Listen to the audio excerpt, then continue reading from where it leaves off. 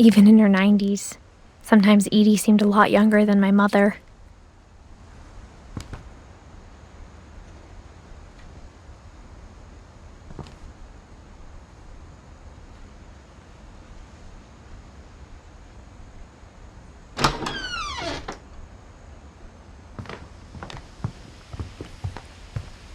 Her room was like a museum.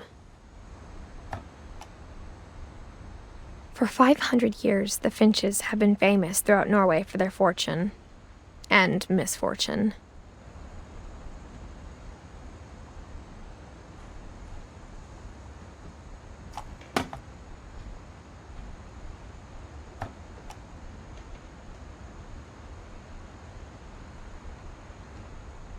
Odin Finch buries the latest victims of the family curse, his wife Ingeborg and their newborn son, Johan. On January 7th, 1937, he set sail with his family and his house, hoping to leave the curse behind. But 40-foot waves off the coast of Washington send the house and Odin to the bottom of the sea. Odin's daughter Edie, with husband Sven and baby Molly, step ashore on their new home, Orcas Island.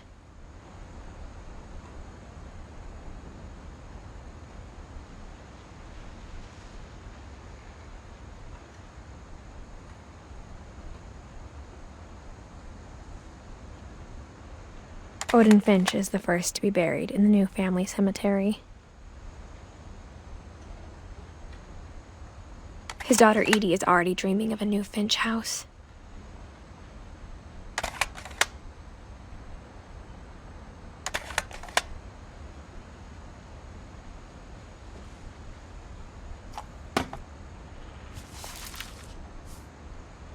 Whatever's wrong with this family, it goes back a long ways.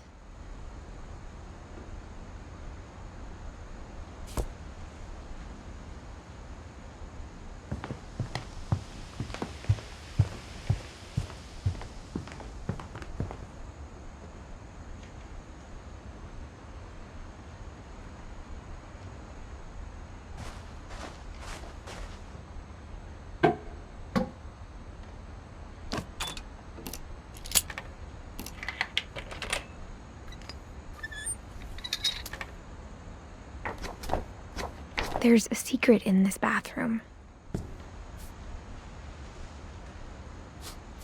It's in the last place you would look.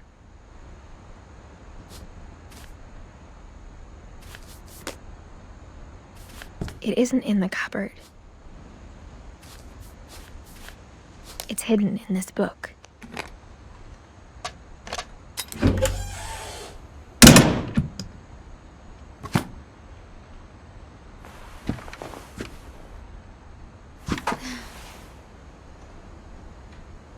Sven gave Sam an old camera he'd refurbished. He never put it down.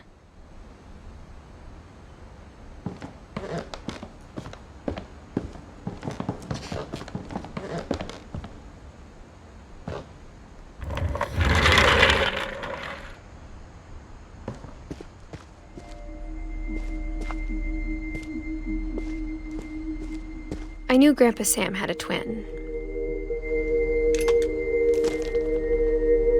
and that he never talked about him. I guess my grandpa didn't like history any more than my mom did.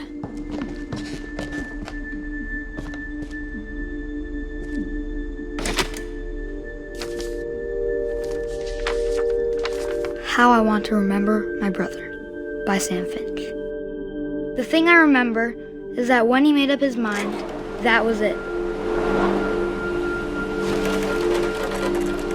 My brother said he'd die before he ate another mushroom, and he did.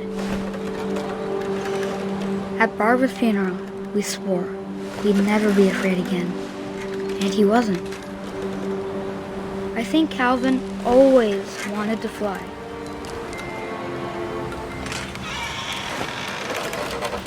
Sam! Calvin!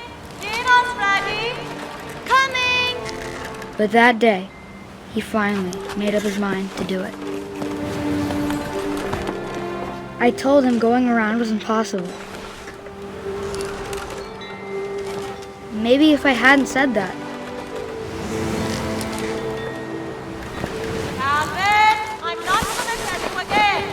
maybe if the wind hadn't picked up,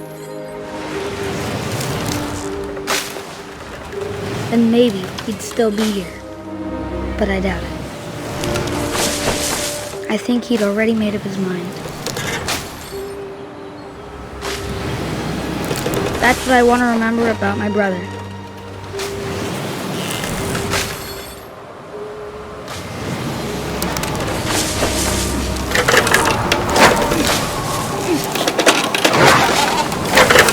The day he made up his mind to fly. And he did.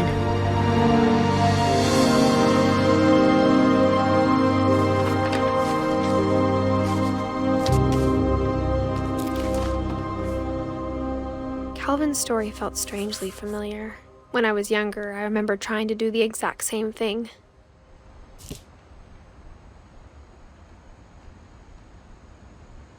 After the funeral, Edie roped off Calvin's half of the room.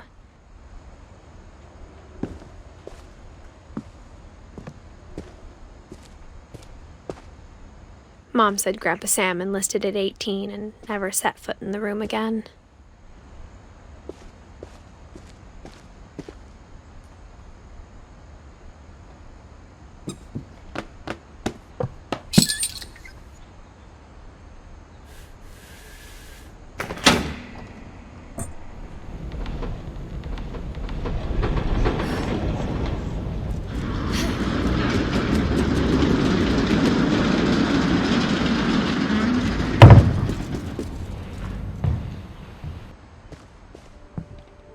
The passages were a pretty tight fit.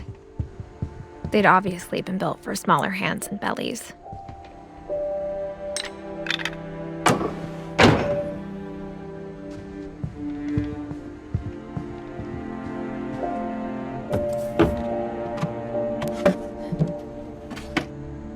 Growing up, I always thought of Barbara as a child star.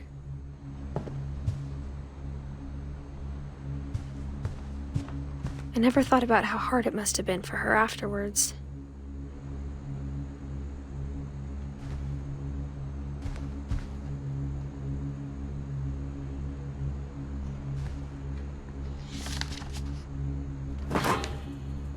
Of all the stories people wrote about Barbara's death, I'm surprised Edie saved this one.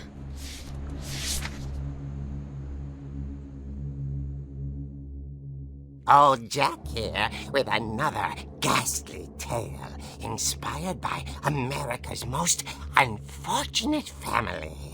I'm calling it The Surprise Ending of Barbara Finch. As a child star, Barbara was famous for her scream. Now at 16, she was all washed up. A has-been.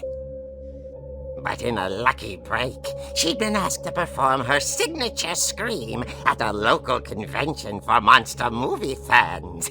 It was just the boost her career needed. Unfortunately, her scream hadn't aged well. Getting better. I think you just need the right motivation. Her biggest fan and current boyfriend, Rick, was about to demonstrate when... Now that was a great scream. It was Barbara's father, Sven. He'd slipped into a table saw and had to be rushed to the emergency room. So Barbara got stuck babysitting her youngest brother, Walter. Her convention comeback was cancelled. Okay, I'm hearing frustration, but I'm not hearing terror. What if I tried... A gang of hoodlums in Halloween masks have been terrorizing Orcas Island tonight. Police are urging residents to... That came from the basement. You're right! Also, I loved your delivery on that. Why is your basement door locked? Because my dad likes making puzzles and secret passages. There's a key hidden in the music box. The secret is to keep winding and winding until finally the key pops out. Thanks, babe. I'll be back in a sec. 20 minutes later, Rick hadn't returned. So Barbara went to look for him. right on cue. She reached for the music box.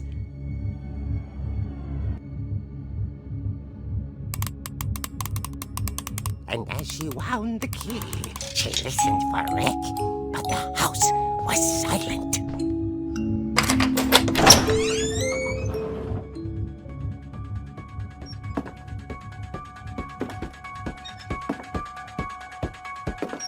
She found Rick's crutch and imagined the worst.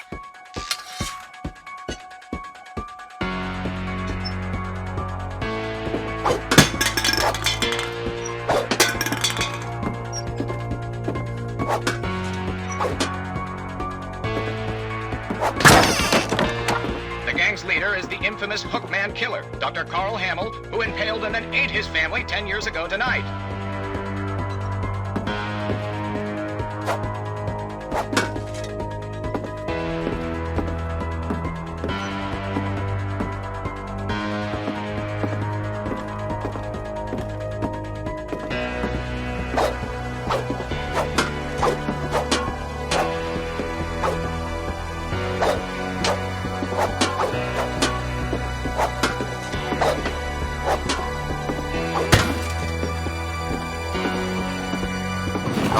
It rattled and grew still. Oh dear!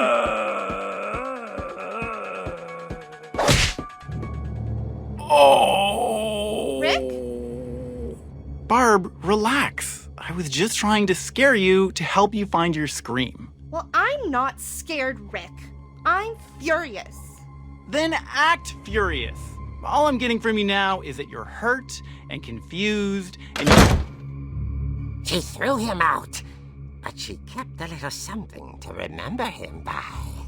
Barb, have you seen my other crutch? And she was still holding it when she fell asleep watching the late picture show. Hours later... Barbara! Walter, what's going on up there? Ah! Okay, I'm coming up, but if this is a trick, you're dead, Walter.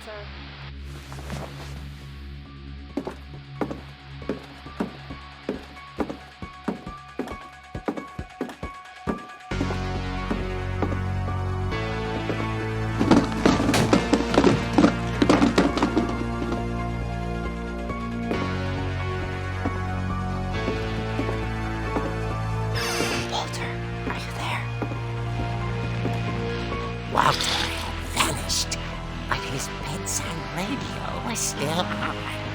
Orcas Island police describe the man as 6 feet tall, with a steel hook for a hand. Residents are urged to lock all doors and windows and notify the police of any suspicious activity. Barbara turned, saw the hookman, and was speechless.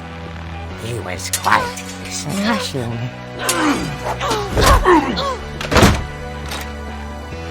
And you know he was. He couldn't get enough of Barbara.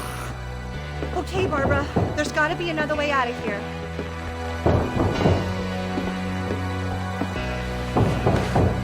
That night, she played her part beautifully.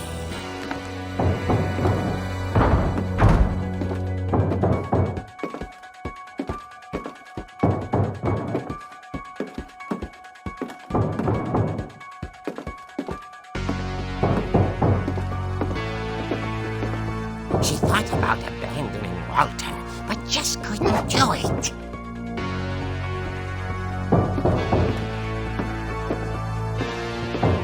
Molly's door hadn't been opened in years.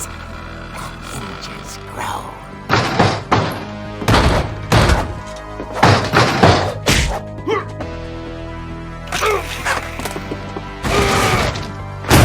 He wasn't moving, but she sensed the story might not be over yet.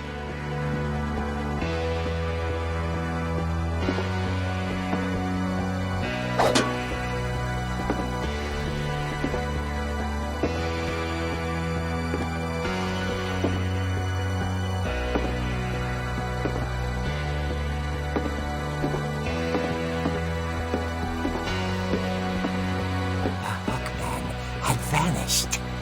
She listened for his breathing, but all she heard was...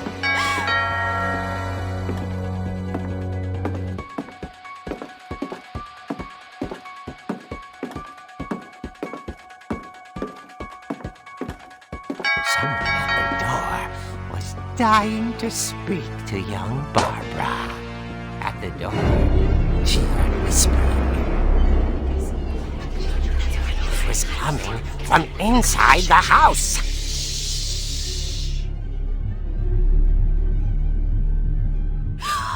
Oh dear.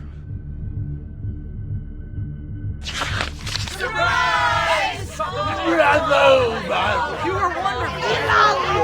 monsters had come to surprise her. For Barbara, it was a dream come true. Then she saw what kind of monsters they were, and she realized what was about to happen. She was going to be famous.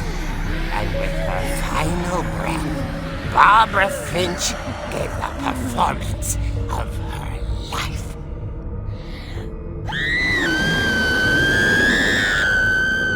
I wasn't there myself, but I hear Barbara was magnificent. Poor girl. She had a taste for stardom. But unfortunately, so did her fans. Of course, the police blamed it all on poor Rick, who disappeared the same night. And little Walter? Hiding under his bed the whole time. He took it all pretty hard, but that's another story. As for Barbara, tucked inside the music box is all they ever found of her. Her ear. Now that's what I call a real eerie tale.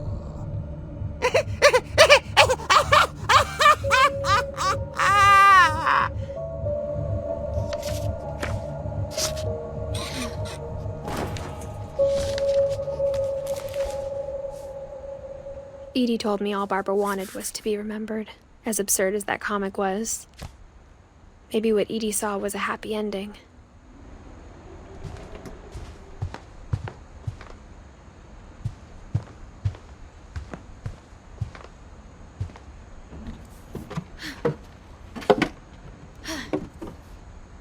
I guess now I know why Mom didn't like me playing with the music box.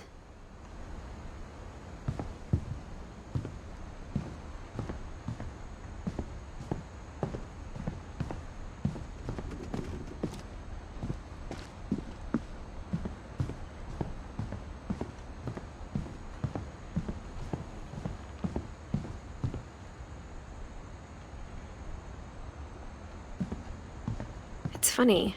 All those times I played with the music box and never found the basement key.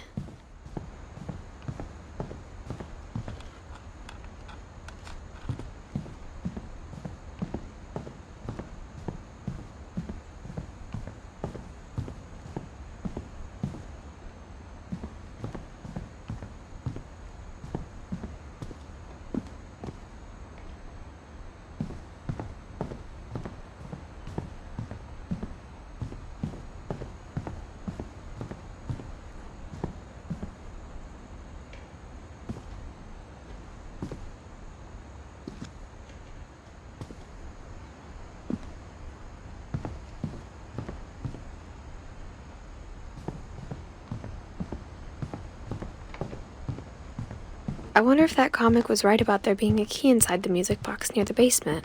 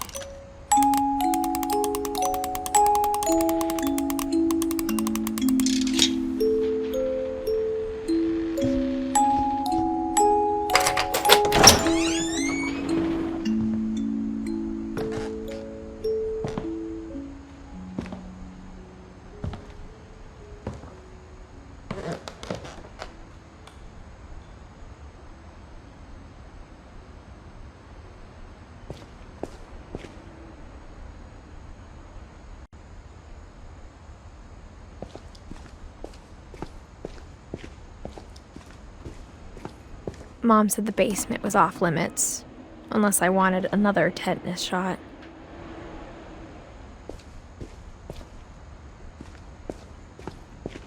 I saw Edie sneak down to the basement once, carrying packages. I thought maybe she was hiding presents.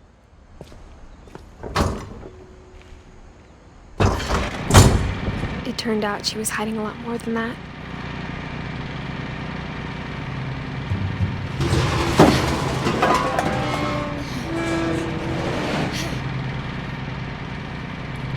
I remember asking Mom once about where Walter had gone. She said after Barbara died, he got as far away as he could. If there's a pattern in all these stories, I think it's that none of us has gotten very far.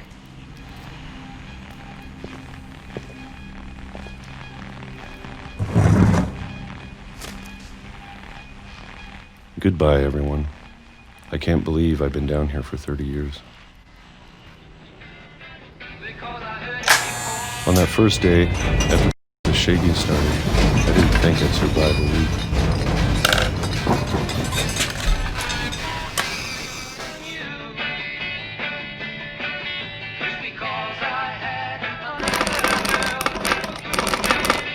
But after a few days, I settled into a routine. That's what kept me sane.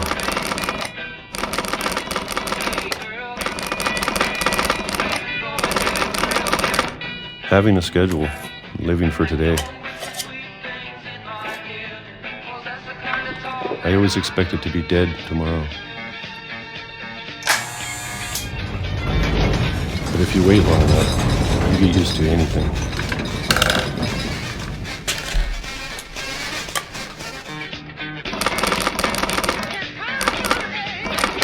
Even a monster on the other side of the door starts to feel normal. Almost friendly.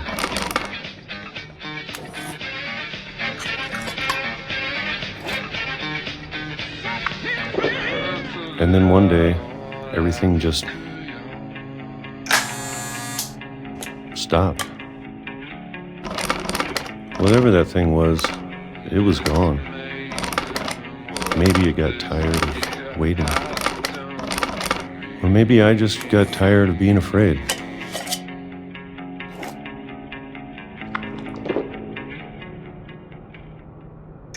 It's been a week now, the longest in 30 years. I'm done waiting. I have to leave while I still can.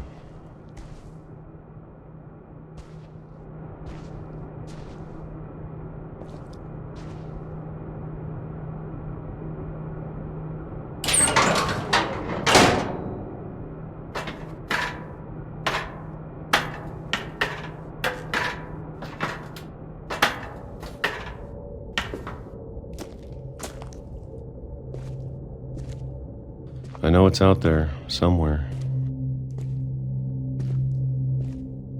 Whatever killed Barbara and Molly and Calvin.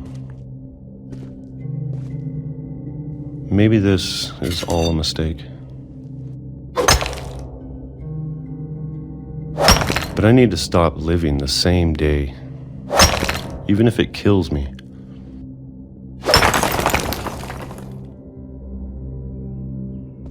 Whatever's out there, I want you to know I'm ready for it. I'm going to appreciate all of it, especially the food. I don't mind if I only have a year left, or a month, or a single week. I'd be happy with one new day. I can already imagine the sun on my face.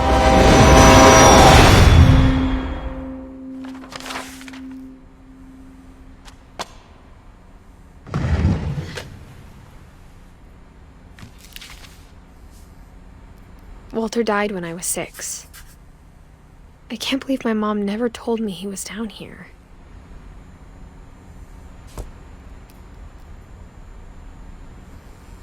I'm sure my mom was trying to protect me.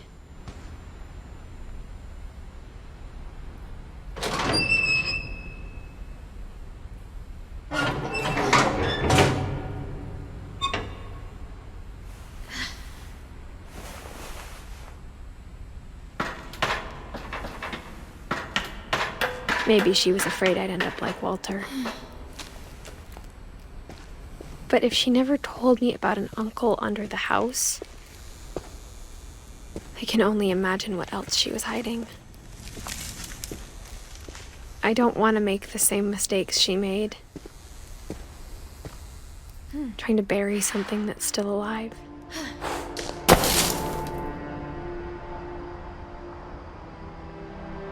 Now that there's only one of us left, or maybe two, I thought it was time I heard the stories for myself and found out what happened to everyone else. But now I'm worried the stories themselves might be the problem. Maybe we believed so much in a family curse, we made it real.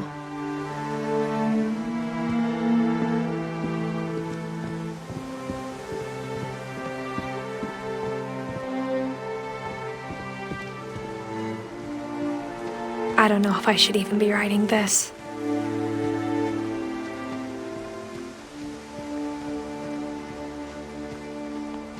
Maybe it'd be better if all this just died with me.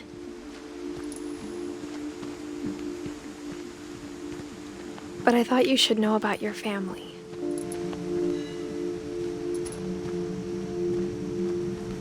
And the history you're a part of. Though to be honest, I feel as lost as you probably do right now.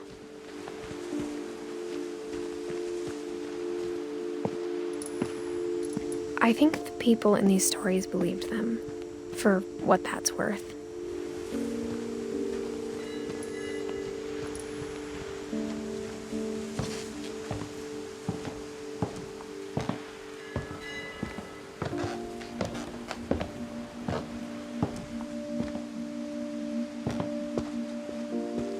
And when you look at the house, at that history of imagination and stubbornness and madness, any of it seems possible.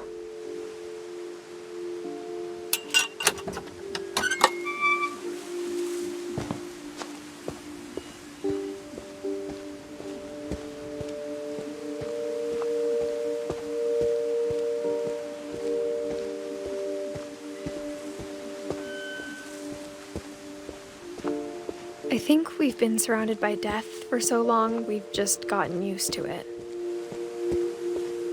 What kind of family finishes building a cemetery before starting the house?